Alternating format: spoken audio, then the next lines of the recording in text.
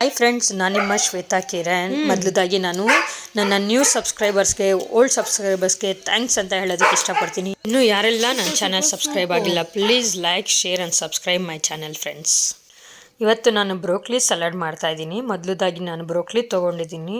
ಬ್ರೋಕ್ಲಿನ ನೀಟಾಗಿ ತೊಳ್ಕೊಬೇಕು, ಯಾಕಂದರೆ ಅದರಲ್ಲಿ ಸಣ್ಣ ಸಣ್ಣ ಹುಳ ಇರುತ್ತೆ, ಇಲ್ಲ ಗೊತ್ತಾಗಲ್ಲ. ಅದಕ್ಕೋಸ್ಕರ ನಾನು ಬಿಸಿನೀರು ಕಾಯಿಸ್ಕೊತಾ ಇದ್ದೀನಿ. ಕಾಯಿಸ್ಕೊಂಡಿರೋದಕ್ಕೆ ನಾನು ಬ್ರೋಕ್ಲಿನ ಕಟ್ ಮಾಡಿರೋದನ್ನು ಎಲ್ಲ ಹಾಕ್ಕೊತಾ ಇದ್ದೀನಿ. ಅದಕ್ಕೆ ಹಾಗೆಯೇ ಸ್ವಲ್ಪ ಕಲ್ಲುಪ್ಪು ಹಾಕ್ಕೊತಾ ಇದ್ದೀನಿ. ಕಲ್ಲುಪ್ಪು ಹಾಕ್ಕೊಂಡು ಸ್ವಲ್ಪ ಹಾಗೆ ಬಿಟ್ಬಿಡ್ಬೇಕು, 1-2 ಮಿನಿಟ್ಸು.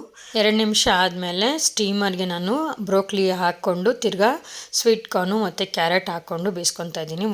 ಒಂದು ಪ್ಯಾನ್ಗೆ ಸ್ವಲ್ಪ ಬೆಣ್ಣೆ ಹಾಕ್ಕೊಂಡು ಪನ್ನೀರ್ ಕ್ಯೂಬ್ಸ್ನ ಹಾಕ್ಕೊಂಡು ಫ್ರೈ ಮಾಡ್ಕೊತಾ ಇದ್ದೀನಿ. ಅದಾದಮೇಲೆ ಬೇಯಿಸಿರೋ 15 ಮಿನಿಟ್ಸ್ ಬೇಯಿಸಿರೋ ತರಕಾರಿನ ನಾನು ಹಾಕ್ಕೊತಾ ಇದ್ದೀನಿ ಒಂದು ಬೌಲ್ಗೆ. ನಂತರ ಇವಾಗ ಪನ್ನೀರ್ನ ಹಾಕ್ಕೊತಾ ಇದ್ದೀನಿ. ಅದೇ ಪ್ಯಾನ್ಗೆ ಅರ್ಧ ಕ್ಯಾಪ್ಸಿಕಮ್ ಮತ್ತು ಒಂದು ಈರುಳ್ಳಿ ಹಾಕಿ ಫ್ರೈ ಮಾಡಿ ಸೇರಿಸ್ಕೊಬೇಕು.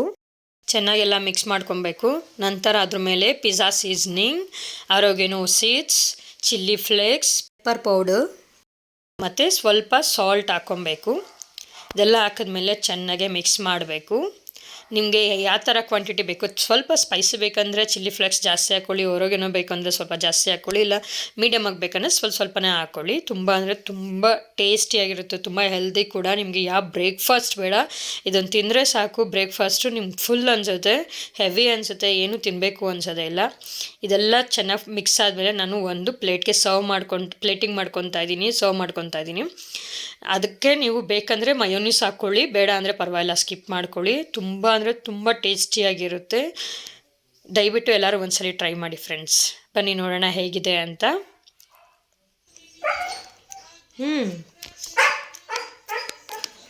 ಸೀರಿಯಸ್ಲಿ ಫ್ರೆಂಡ್ಸ್, ಸೂಪರ್ ಆಗಿದೆ.